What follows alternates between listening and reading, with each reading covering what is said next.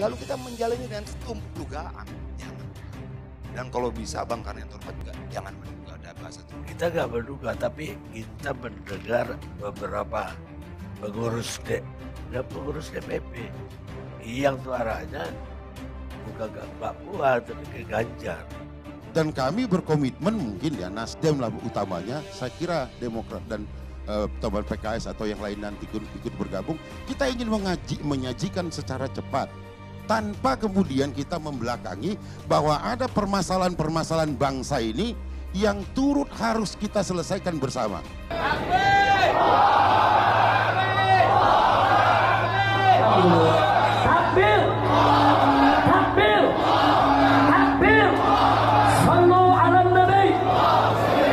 Ketika dia belum keluar dari mulut ketua umum, belum. Baik, tadi mau bicara. Saya kira saya sedikit juga ingin menambahkan begini. Cepat ada yang diburu, lambat ada yang ditunggu. Apa problem bangsa ini begitu pasti? Kenapa kita tidak menjawab dengan kepastian saja? Masalah bangsa ini, tahun depan, 10 tahun lagi, 20 tahun lagi, sebagai komunitas internasional, kita sudah bisa memprediksikan masalah apa yang akan dihadapi bangsa kita. Lalu kita boleh bicara ABC, ketika dia belum keluar dari mulut ketua umum, belum.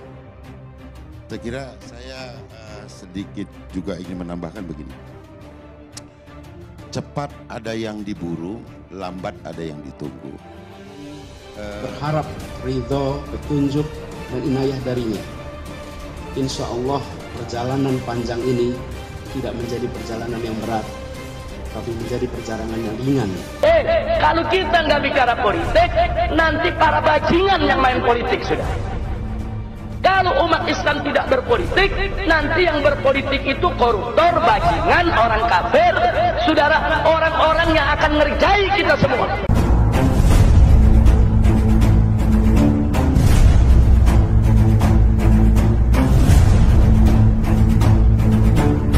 Sepeda dari Kampung Mapar bersama-sama dengan Bang Zaki. Selamat ulang tahun untuk Golkar, bersama-sama membangun negeri. Bang Basri tak mau ketinggalan. Bersepeda kencang seorang diri. Bertemu Golkar selalu menyenangkan, semoga sering ketemu lagi. Gubernur DKI Jakarta Anies Baswedan berpantun saat memberi sambutan peringatan hari ulang tahun ke-57 Partai Golkar. Dalam pantunnya, Anies memberi sinyal positif dan mengaku selalu senang bertemu Golkar, bahkan berharap sering bertemu. Pengamat politik dari Universitas Al-Azhar, Ujang Komarudin menilai apa yang dilakukan Anies Baswedan sebagai silaturahmi politik karena Anies membutuhkan kendaraan politik agar bisa jadi capres. Pertemuan Anies dengan Partai Golkar tentu ini menjadi pertemuan yang menurut saya bagian daripada silaturahmi politik. Nah, itu pemimpin ada rambu-rambu. Rambu-rambu ini bukan untuk hari ini saja. Sebab setiap 5 tahun kita diuji untuk memilih, ya enggak? Kalau enggak gubernur, ya bupati, wali kota, dan seterusnya, sampai presiden. Setiap 5 tahun dibikin heboh kita. Baik, yang pertama, orangnya harus baik.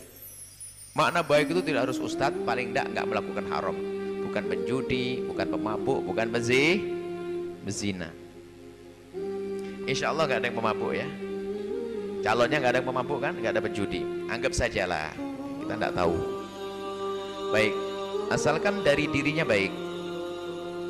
Kalau sudah terbukti di ahli maksiat ya jangan dipilih dia. Satu, yang kedua, baik kepada manusia, punya kasih sayang, kelembutan. Dua, ya, belum cukup. Orangnya baik kepada dirinya sendiri. Dia baik, ibadahnya mungkin sholat malamnya 1000 rakaat. Soleh. Taunya dermawan, masya Allah. Setiap pengajian di Karangmalang dapat 1 juta gitu. Pokoknya orangnya baik pada umat. Belum cukup, belum boleh Anda pilih. Tahu enggak? Harus ada syarat yang ketiga. Apa itu? Siapa yang ngusung dia? Siapa yang ngusung dia? Orang yang baik, tapi yang ngusung nggak benar. Yang ngusung ini adalah kelompok, apakah partai atau apa? Kalau yang mengusung adalah partai nggak benar, Anda nggak boleh pilih dia. Karena apa? Yang ngusung itulah yang akan membisikkan kebijakan-kebijakan. Yang akan ngajari nggak benar yang ngusung. Makanya kalau yang ngusung nggak benar ya jangan. Yang ngusung misalnya partai apa dan siapa, kita harus tahu dong. Pokoknya anggap saja Anda sangat mencintai saya. Anda sangat mencintai Buya Yahya. Mengaku Buya Yahya. Tiba-tiba Buya Yahya mencalonkan presiden. Yang mengusung lah kok partai yang nggak benar, Anda jangan pilih. Karena saya didudukkan sebagai calon presiden, fitnah buat Anda. Misalnya. Karena apa? Kebijakan-kebijakan yang bisikan adalah yang ngusung saya. Jelas ya? Itu yang ketiga. Yang ngusung siapa? Bener nggak? Kalau dia ngusung itu bisik-bisikan kebijakan macam-macam dari situ. Karena ada tawar-menawar masalah perpolitikan tuh ada. Ibaratnya ya masalah apa bener ndak istilah wanipiro dan sebagainya itu. Aku memilih, aku tak angkat nanti apa kompensasimu apa. Itu dalam perpolitikan mungkin ada seperti itu. Tapi sejelas masalah usung mengusung itu, masalah bisik-membisik itu ada kisah pada zaman Harun ar-Rasyid. Kami menyampaikan pun juga belajar. Harun ar-Rasyid orang yang baik. Orang baik. Suatu ketika beliau itu ziarah kubur Nabi, lalu dia mengucapkan salam, Assalamualaikum ya Rasulullah sallallahu alaihi Muhammad. Ha ana ibnu ammika qad jaa. Boleh bermanja-manja dengan nasab Nabi karena memang dia punya nasab. Nasabnya mulia. Jadi Harun ar-Rasyid itu keturunan Sayyidina Abbas. Abbas itu pamannya Nabi. Berarti nasabnya ke paman Nabi. Maka Harun ar-Rasyid itu bermanja-manja, ya Rasulullah, aku adalah anak pamanmu, aku keturunan Abbas ya Rasulullah. Perlu bangga dengan Nabi, gak ada masalah. Yang penting gak boleh sombong. Di sana tak tahu Imam Ali Zainal Abidin. Imam Ali Zainal Abidin itu adalah putra daripada Imam Husain. Imam Ali ibn Husain ibn Ali bin Abi Thalib. Lah Imam Ali Zainal Abidin salam di sebelah dengan suara Assalamualaikum ya Rasulullah, salam sejahtera untukmu ya Rasulullah. Ha ana ibnuka, aku anakmu telah tiba. Kalau tadi anak apa? Ini anakmu. Ayo deketan mana? Deketan anakmu. Harun ar-Rasyid itu melirik dan senyum. Betul kamu cucu Rasulullah. Gak ada masalah Harun ar-Rasyid. Memang dia punya nasab. Tapi tak tahu dia bisikin, Khalifah, kau dengar tidak salamnya Ali? Ya kenapa? Ada maksud dia. Dia menyuarakan lantang agar tahu bahasanya yang berhak memimpin dia bukan kamu. Oh, ada yang bisikin. Padahal Harun ar-Rasyid hatinya baik, gak ada masalah. Cuman gara-gara dibisiki terpengaruh. Dalam riwayat penjarakan dia. Cuman dalam riwayat juga disebutkan apa? Setelah dia ngomong begitu, setelah diangkat dia baru sadar ini kena fitnah. Nah ini ya, kalau ustadznya kena paham begini, kalau udah paham kan terus kebablasan. Artinya begitu beratnya yang bisikan. Hati-hati. Jangan gampang, wah orangnya baik dan sebagainya. Wah Buya Yahya dipilih jadi presiden. Mau? Jangan dong, jangan doain jadi presiden. Doain jadi presiden, wah apa jerumuskan saya. Umar bin Abdul Aziz itu dipilih jadi khalifah, menangis semalam seanak-anaknya diajak nangis bareng kok. Mau nyuruh Buya jadi presiden. Wah, Anda ini menjerumuskan saya ini. Baik. Jangan.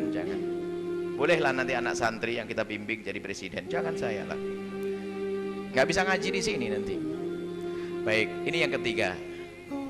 Yang keempat, kejujuranmu. Pernahkah Anda minta kepada Allah? Jangan hanya rame aja, wah pemimpinku, calonku ini ganti atau tidak ganti, ini urusan lain ini. Ini nangis kepada Allah di tengah malam itu, pernah atau enggak? Itu loh, kita perlu jujur. Wong yang memberi Allah kok, minta kepada Allah. Jelas? Yang keberapa sekarang? Yang keempat, setelah itu yang kelima. Setelah kita minta kepada Allah, ya, minta petunjuk kepada Allah Subhanahu wa taala, serahkan. Besok waktu pemilihan serahkan. Ada tambah juga yang kelima. Yang keempat dulu sebenarnya. Yang kelima minta kepada Allah tadi. Yang keempat dulu. Yang keempat setelah yang ketiga tadi yang usung siapa? Yang keempat penting juga. Yang keempat, bebaskan dirimu dari kepentingan pribadimu saat memilih.